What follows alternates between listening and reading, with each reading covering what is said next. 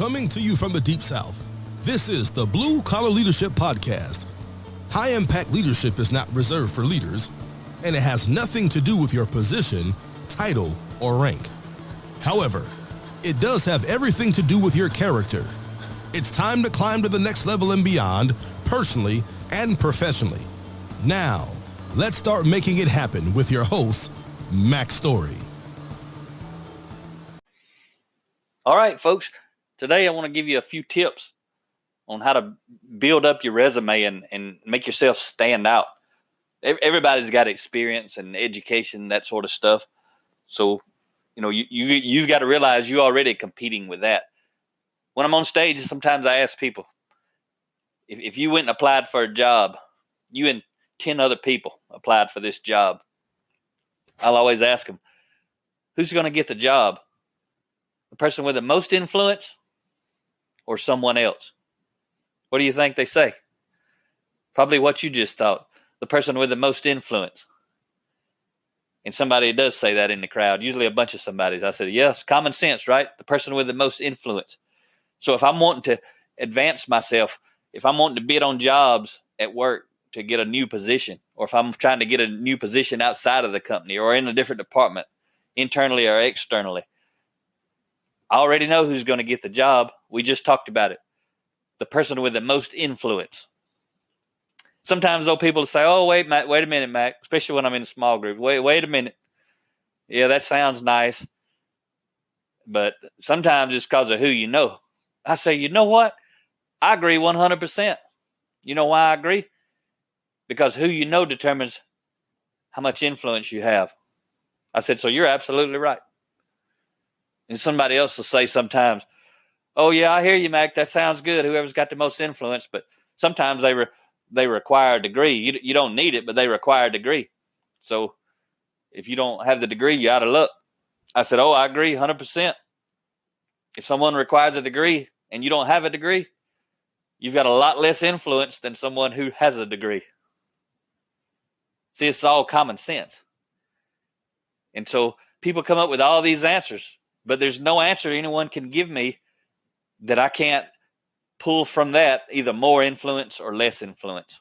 And again, it's common sense. Whoever has the most influence relative to the position available and the person, again, remember there's a person involved beyond the position, and the influence you can create and generate with the person who's going to be doing the selecting, or people. Sometimes there's a group of people you have to interview with. So you got to do. I'm not going to talk with you about the competency stuff, your experience, your education, all that stuff. That's a given. And when you fill out a resume or an application, or build your resume or fill out an application, you got to have that stuff to qualify for any job you're trying to get, obviously. And again, sometimes people will require a degree, and you may not have one, and you still get the job. It's still because you got the most influence, even if someone else had a degree. Because influence is not about one thing or two things. It's the whole pot. It's everything that makes you who you are. And I had someone recently, their company, before I tell you some things to do for your resume, this company up near Washington, D.C., they bought several thousand of my Blue Collar Leadership and Supervision books and started doing a development program with their folks. And I do something special for the blue collar workforce. Any blue collar organization who purchases 200 of any of my books on my bluecollarleadership.com website, there's 6 books there that are part of the package. Any organization that buys 200 of those is $3,600. I pay all of my expenses to travel anywhere in any of the 50 states. So I actually got to speak 6 different times to their team members. Across 2 different days. They put a bunch of different people in a room. And one of the things I was telling them was, when you read these books, don't just read the books. Learn it, talk about it, share it with others. And what's cool is I had one of those folks sent me a message on Facebook several times since then. But he said, hey, I got an interview. And when I got my interview, I was interviewing in a different department. And they haven't used these books.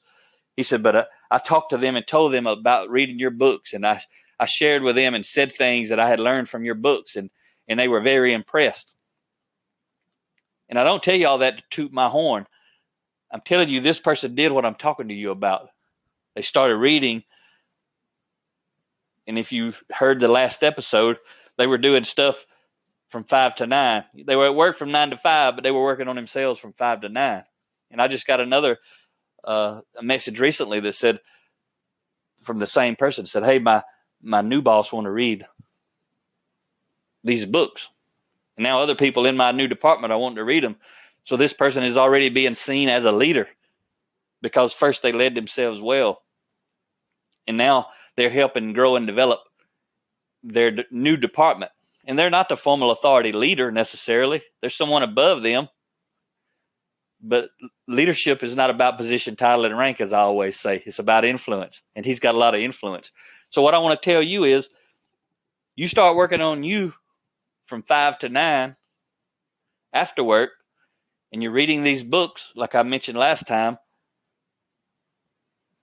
Create that list, and you're going to include it in your resume every time. Because if you're passionate about growing and developing yourself, I'd have a list on my character stuff, leadership development, personal growth, and then I have another section on competency relative to whatever your field is.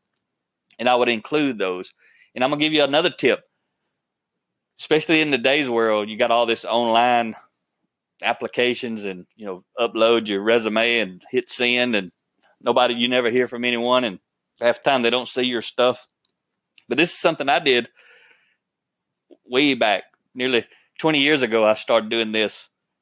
And what I would do is I'd go to like Office Depot or something like that, and I'd get me a nice fancy binder with the colored tabs, not the little cheap thing, but a really nice fancy binder.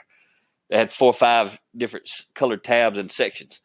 And basically I would put my cover letter in the front section. Then I'd put my resume, and I'd put 2 different types. I'd put a chronological resume, which was, the normal one. And then I'd put the resume that more of a task oriented and mission, things that I had actually done and accomplished. So I'd put 2 different styles of resumes in the resume section. And then I'd put any copies of any degrees or certificate I have would be in the 3rd section. And then anything special to your field, your competency, things you've accomplished. I remember one time when I was doing that, I had been in programming CNC lathes and mills and drills, and I'd been creating process drawings and tooling drawings. So I put an example of a program I had written. I put an example of some drawings I had done. You figure out what applies to you. I'm just telling you the principle. And then, this is where I'm telling you, I'd also include self-education, especially if you don't have any degrees or certificates. Put in, this is where this becomes vital. And it's really more vital really than a degree or certificate anyway, because it says you're focused on continuous growth. But this is where I would also put in self-education section. And I'd list out any books I had been reading, the dates, the authors, because a lot of times other folks you're going to be showing this to have read it, and somebody's going to see this. You're not going to just do this work for nothing. That's the whole point of what I'm sharing with you. So if you've been to any kind of conferences or anything like that, put it all in there in that section. Self-education, things you've been doing above and beyond, the stuff you've been doing. The whole front part of the book's really about 9 to 5, with the exception of college and that sort of stuff.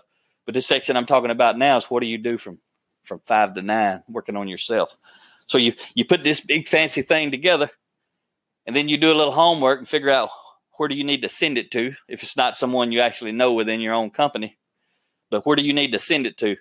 And then you go put it in a nice FedEx box, Next Day Air or UPS or whoever you want it to ship it.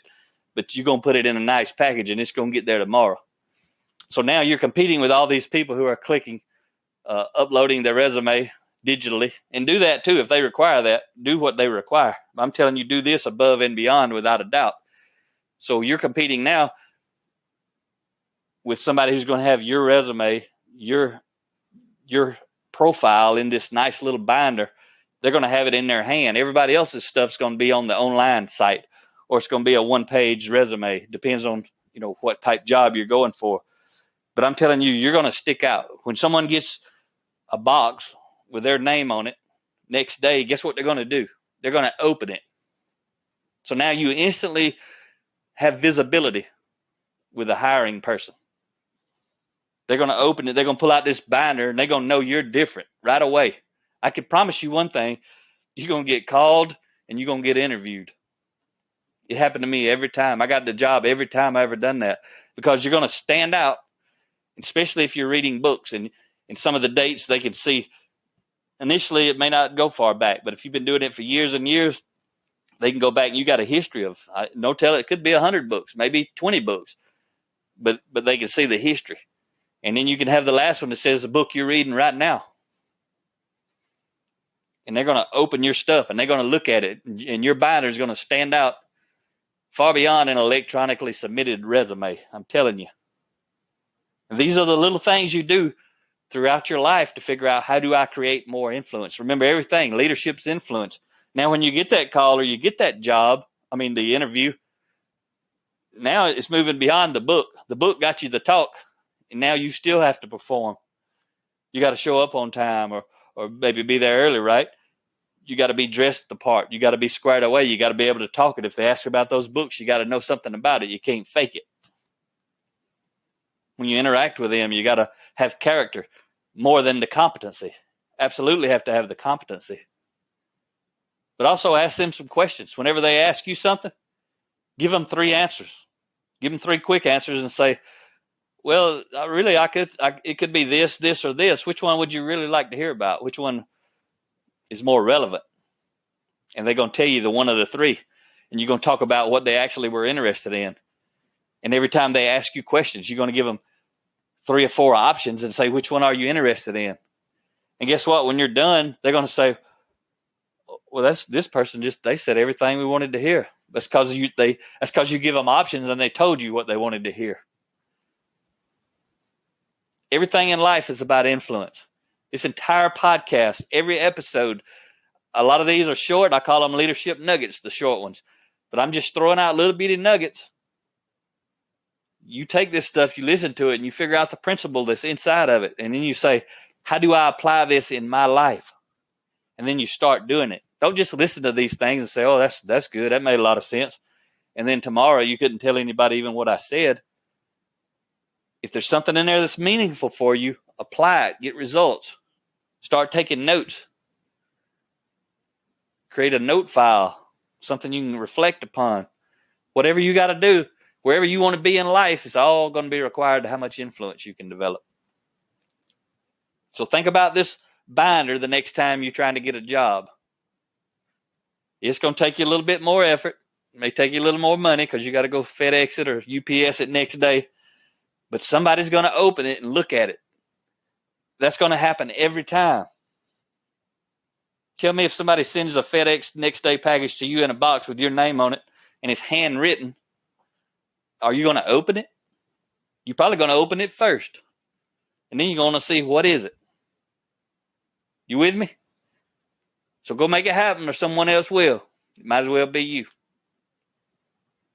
Hope you enjoyed this today and got you a couple of nuggets. Talk to you next time.